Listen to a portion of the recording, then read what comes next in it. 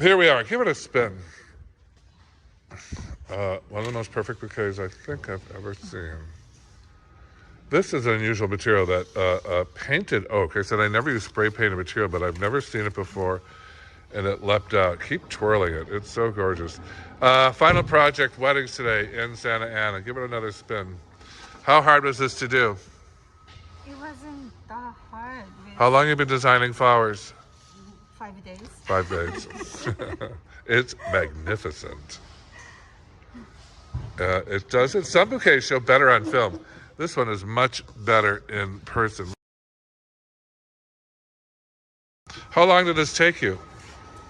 It's 30 minutes. About 30 minutes. About a half hour. And they'll go faster once you get the first one done. Give it one more spin. It is glorious.